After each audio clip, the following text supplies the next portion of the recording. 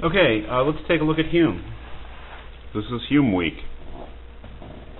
I've given you a pretty good chunk of Hume's An Inquiry Concerning Human Understanding to read. Let's situate ourselves here both historically and, more important, philosophically. Historically, Hume is an 18th century philosopher, mid-1700s, just before Kant, and just after Berkeley, who was just after Locke, who was just after Descartes. So we have some notion of how these thinkers succeed each other in history, and they're all responding to each other, especially all responding to Descartes, but certainly Locke is responding to Descartes, and Hume and Berkeley are responding to Locke and Descartes, and as we'll see, Kant is responding to the empiricists, especially to Hume. So, philosophically speaking, we're dealing with our third empiricist philosopher. And if we look at the beginning of this excerpt, look at page 1. This is section 2 of the inquiry of the origin of ideas. I just gave you this introductory part so that we can, situate ourselves a little bit in terms of what kind of thinker Hume is, and we can see that he is an empiricist. How does he start out here? Everyone will readily allow that there is a considerable difference between the perceptions of the mind when a man feels the pain of excessive heat or the pleasure of moderate warmth, and when he afterward recalls to his memory this sensation or anticipates it by his imagination. Which is to say, everyone will admit that there's a difference between direct sensations, direct perceptions of things, and then the memory of them or the imagining of them when we're not directly perceiving something. Which may seem like the most ordinary and obvious difference in the world. That is, say, the difference between looking at something, having a direct perception of it, and then putting it out of sight, closing one's eyes, and then remembering that thing. But it's actually quite difficult to say just what it is that makes the two, in themselves, makes the two experiences different. That is, the experience of a direct perception as opposed to the experience of remembering something or imagining something. It's not directly before our eyes or ears. Okay? Hume says in the second paragraph here, it requires no nice discernment or metaphysical head. Metaphysical head? Could that be a reprint? No. Metaphysical head, I guess. Talent for metaphysics. To mark the distinction between them. Here, therefore, we may divide all the perceptions of the mind into two classes or species, which are distinguished by their different degrees of force and vivacity. That is, that's what makes the difference usually, unless we're out of our minds, or, as Descartes reminded us, dreaming. That's what usually marks the distinction between a direct perception of something and a memory or imagination, is the force and vivacity. He continues, the less forcible and lively are commonly denominated thoughts or ideas, memories, imagination.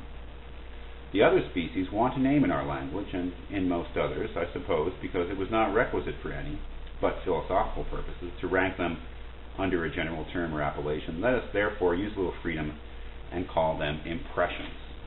So, Hume is getting to laying down a basic idea that all of our ideas come either as impressions in sense experience, like looking, hearing, touching, or they are parts of memory or imagination, or, of course, as Berkeley said, reflections on our own inward workings of our mind. So he continues there in the bottom paragraph on the first page. Nothing, at first view, may seem more unbounded than the thought of man, which not only escapes all human power and authority, but is not even restrained within the limits of nature and reality. To form monsters and join incongruous shapes and appearances costs the imagination no more trouble than to conceive the most natural and familiar objects. And while the body is confined to one planet, along which it creeps with pain and difficulty, the thought can, in an instant, transport us into the most distant regions of the universe. That is, our thought is very creative and free and seems to be boundless. But he says in the first full paragraph on page 2, But though our thought seems to possess this unbounded liberty, we shall find, upon a nearer examination, that it is really confined within very narrow limits, and that all this creative power of the mind amounts to no more than the faculty of compounding, transposing, augmenting, or diminishing the materials afforded us by the senses and experience. This is also a familiar empiricist thought. That is, that the mind is dependent upon the senses for the raw material of ideas, and that any idea which we may have in the mind through imagination can be no more than the reconstruction or rearranging of the simple ideas that are afforded to us by our senses. The most famous one is the idea of the centaur.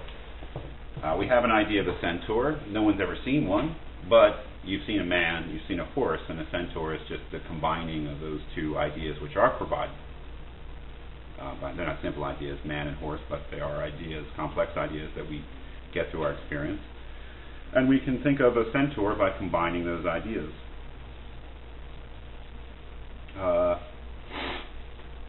He disposes in the middle paragraph here of the idea of God. The idea of God as meaning an infinitely intelligent, wise, and good being arises from reflecting on the operations of our own mind and augmenting without limit those qualities of goodness and wisdom. So Hume doesn't give any credibility to, I guess, the arguments for the existence of God, or the notion that God is an innate idea. God is just an iteration of our, or a reiteration of our own powers that we know. That is, augmenting without limit those qualities of goodness and wisdom that we see in ourselves, of course, in a limited and finite way, and then think of them as infinite. That's our idea of God, which would be an empiricist idea. That is, our idea of God is based upon our actual experience and our compounding and expounding on the ideas that are given to us in experience. So, he's an empiricist. Now, what are we looking for in Hume, or what exactly in Hume are we concentrating on? What part of his empiricism will be important for us? This you'll see in section 3, page 4 of our excerpt. It's called Of the Association of Ideas. And Hume says that we connect up the ideas that we get in experience. We work on them in a way. And he's interested in 3 different connections which we draw between ideas. Down at the bottom of the page you'll see resemblance, contiguity, being next to each other in space, I believe, and then cause and effect. And it's cause and effect that we're talking about here.